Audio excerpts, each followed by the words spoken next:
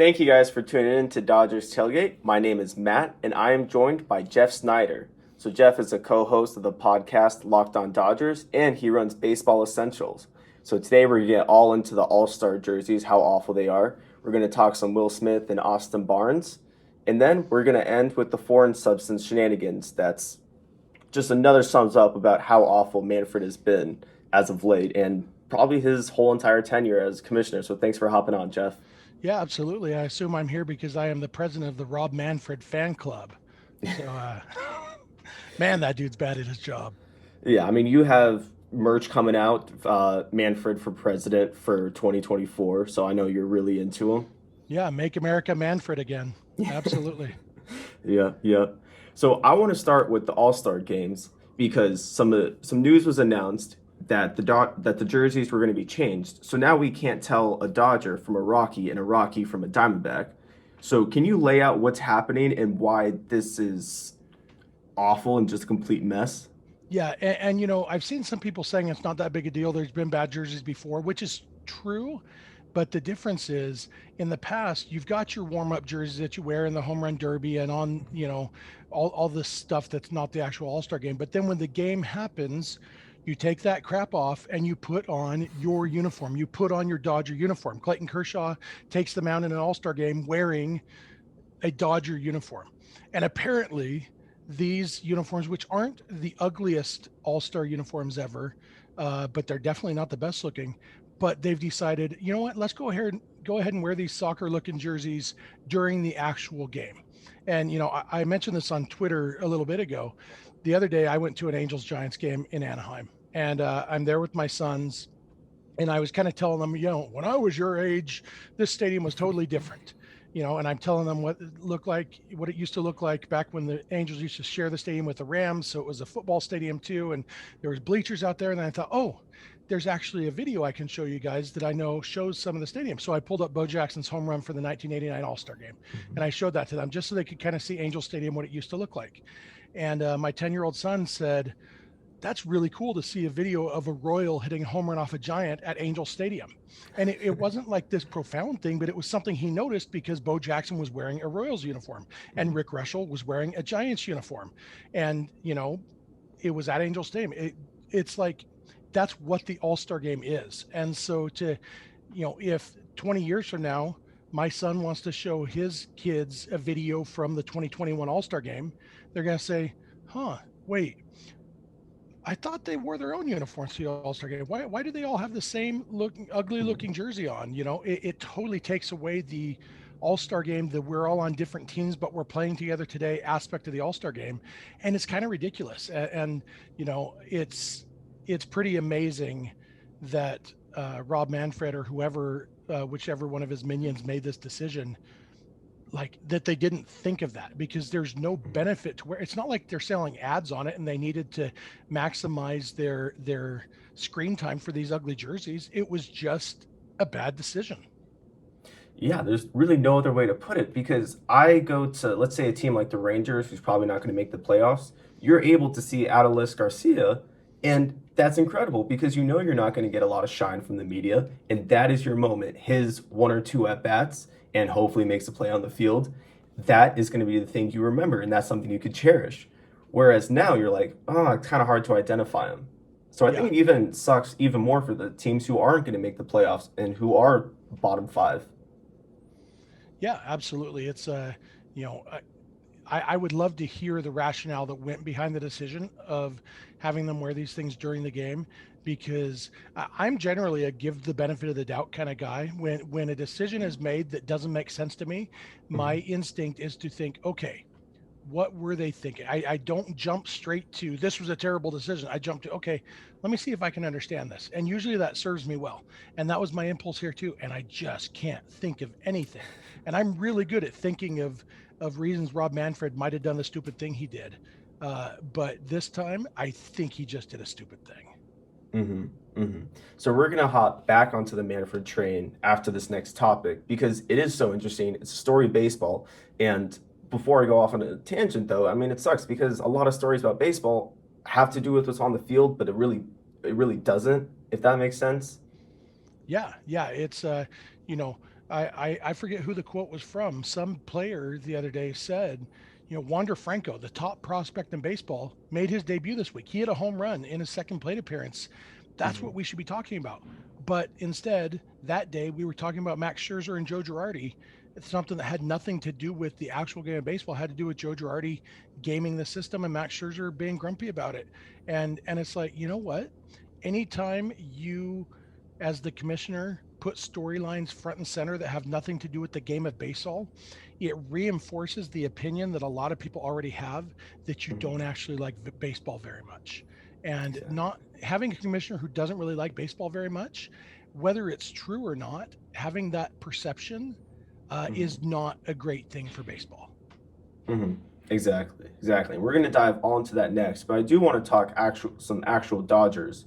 And the topic I wanted to see what your thoughts and opinions are Will Smith catching Kershaw versus having Austin Barnes catching Kershaw. Because I think we're in a weird world now where Kershaw isn't the same Kershaw where in when he was going through his incredible reign, you are allowed to do whatever you want. You want AJ Ellis on the team, even though we might be able to get somebody better? No, you get him.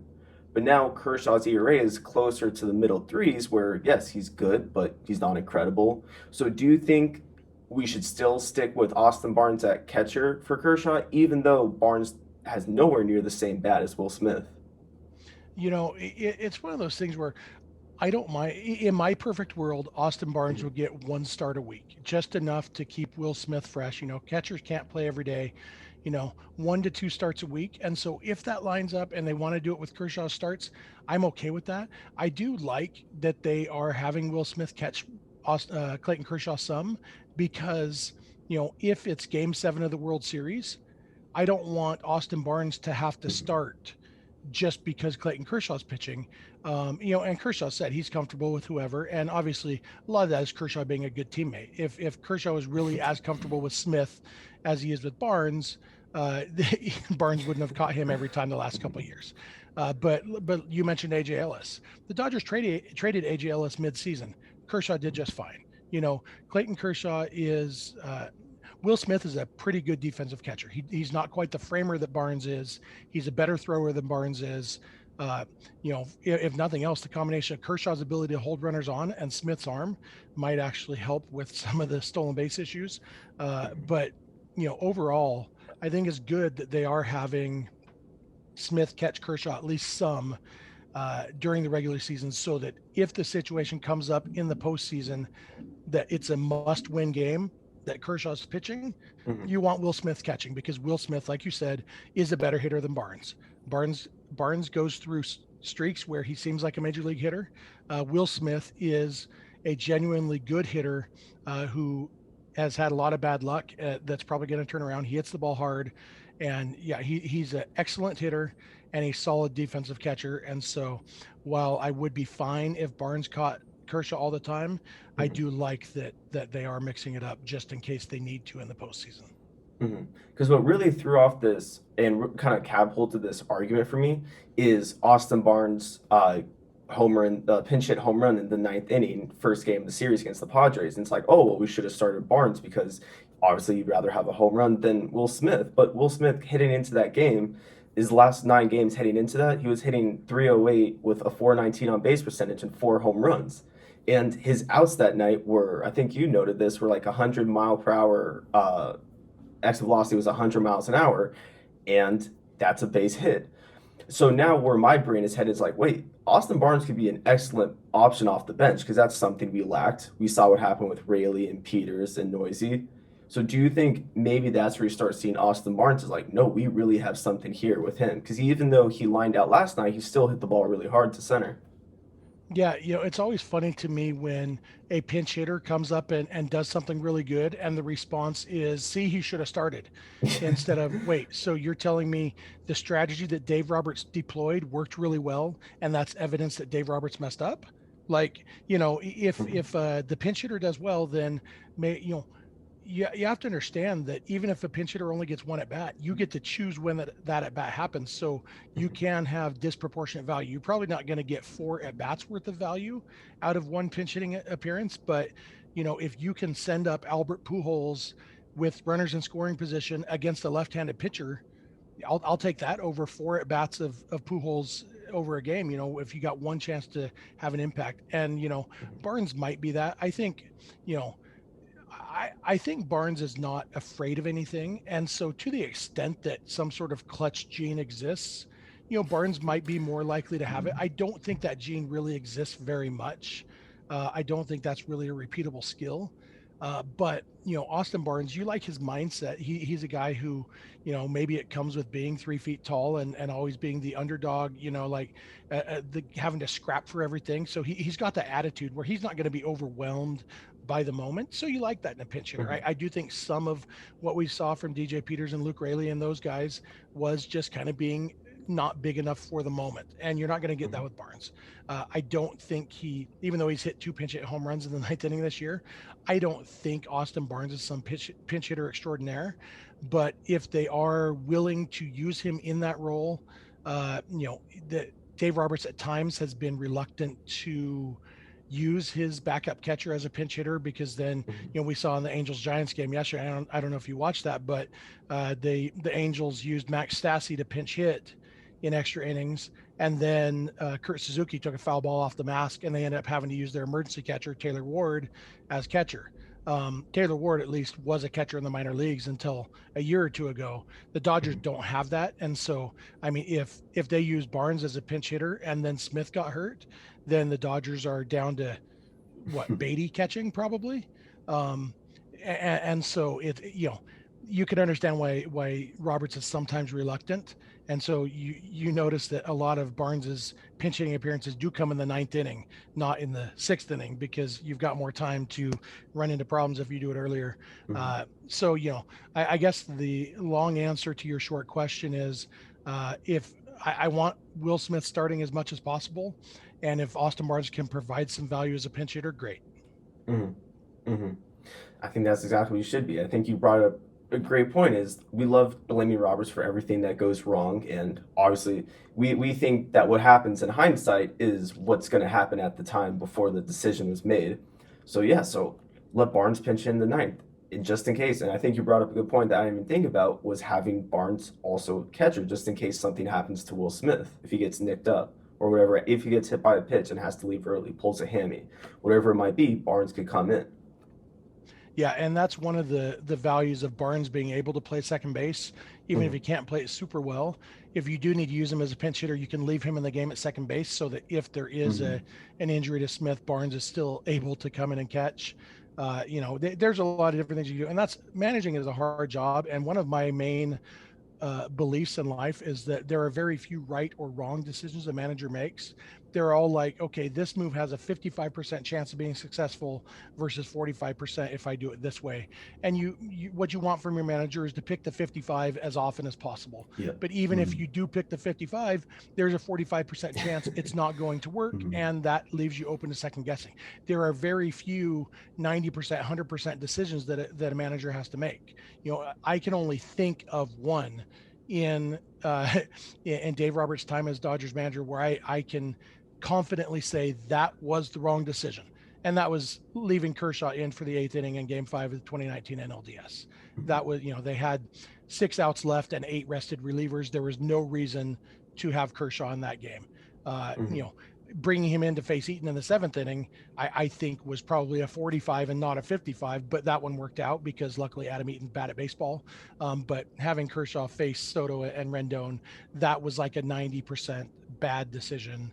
But other than that, most of the time I think he makes most of the 55s, and sometimes he does a 45.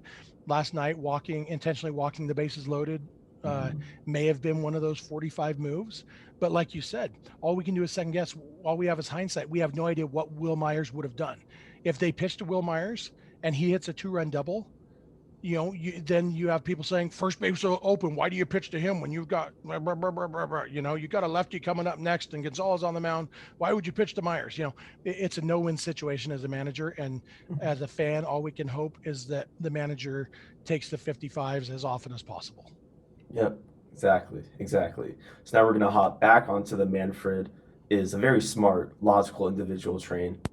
So we are now breaking down. So last week had Kevin Klein on. We were talking about so what actually is these substance checks going to look like, and now we see what they look like, and they're pretty awful. So I think my favorite. So there is a Twitter account called MLB Foreign Substance Checks, and the handle is Sticky Stuff, or let me see. The handle is the Sticky Check. Excuse me, and there if you need to stay up to date with how moronic everything is in baseball, just go to this account. It's hilarious. There's literally a video of Mickey Janis, a knuckleballer for the Orioles who got checked twice. The whole point of throwing a knuckleball is so there's no spin, and he's getting checked for something that can help him with spin rates. Yeah, I might be in the minority here. I don't like the way MLB implemented this. I don't like that they implement it in the middle of a season. I Mm-hmm. think there's things I would have done differently. As far as the actual checks, I don't have a huge issue with it.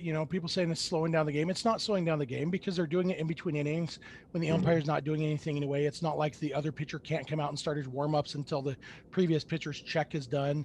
And honestly, with Mickey Janis, it's like, well, I mean, if the rule is every starting pitcher gets checked twice, there's no reason to make an exception for Mickey Janis. I assume the umpires really didn't put their heart into those checks, which is fine. Yeah, we're not expecting to find anything on this guy, but at the end of the day, for me, the big issue I have was the Scherzer and Girardi situation, when Joe Girardi can just ask the umpires to check Scherzer with no evidence, no reason.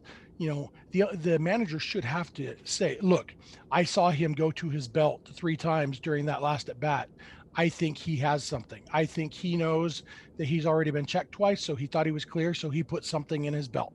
So will you please go check his belt?" This was just Joe Girardi saying, "Hey, go check him." In the middle of an inning, Mm-hmm. in a situation, he was obviously and 100% just trying to throw off Max Scherzer's rhythm. And Mm-hmm. Scherzer was understandably upset, and the umpires didn't find anything. And so if Girardi can ask for that with no evidence and the umpires don't find anything, there needs to be, Clayton Kershaw said there needs to be some sort of punishment for that manager.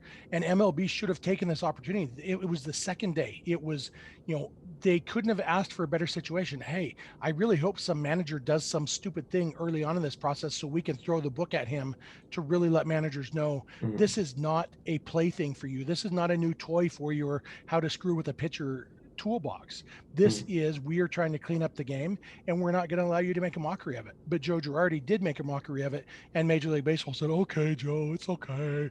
That's my Rob Manfred impression. It's ridiculous that Joe Girardi was not suspended for that. He should have been Mm-hmm. suspended for 10 games without pay.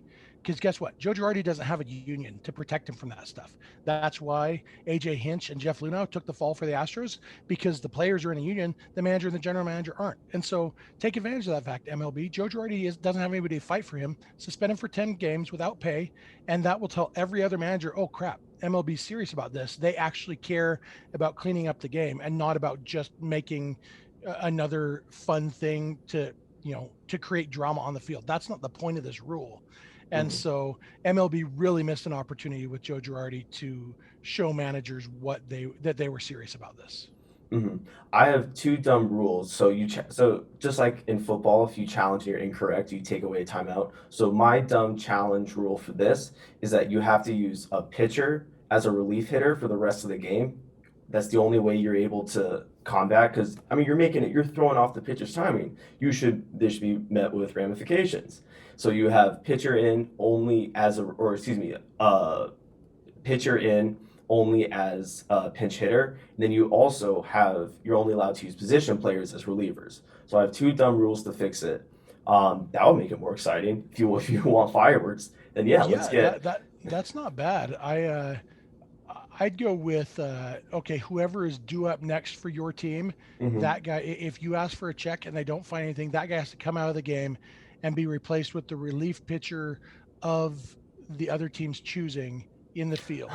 Okay. And so that way you've got him playing defense and he's leading off the next inning for you. Because otherwise you'd end up gaming the system. Okay, well, we'll put this guy. Then after the seventh inning, you're free to do it because that spot's not going to come up anyway. No, this guy's leading off for you next inning, and it's whoever the other team chose. I think, yeah, I like that. Uh, But also just suspending managers and without pay would probably Hmm. work too. I've always thought, this is a different thing, but I've always thought that the punishment for uh, if you if a pitcher hits a batter and the umpires believe it is intentional, that pitcher has to lead off the next inning. For regardless of American League, don't care. DH League, Hmm. don't care. That pitcher leads off the next inning. So it's that same kind of spirit. You know what? And we'll get around these. Give you reasons not to do these stupid things. We really have to show that, yeah, like something bad should happen to you. Something bad should happen. And let's just do dumb rules. We want to make baseball fun. Let's do something really stupid. Yep, Yeah. absolutely. Yeah. So thanks for joining me, Jeff. That was really awesome having you on. We talked all-star jerseys. We talked just pretty much everything was about this conversation was Manfred being an idiot, and then like 10% of Will Smith or Austin Barnes catching Kershaw. So thanks for joining me, man. Yeah, unfortunately, that's what baseball's about these days. 90% Rob Manfred's an idiot, 10% baseball. So I think we handled the percentage very well. Thanks for having me, man. Yeah, so you can follow Jeff on his social medias. And listen to Locked On Dodgers, of course. Awesome podcast. So I'll link all that below, and then you could follow Dodgers Tailgate, and I'll link all those socials below as well. So thank you guys for tuning in. Have a good day.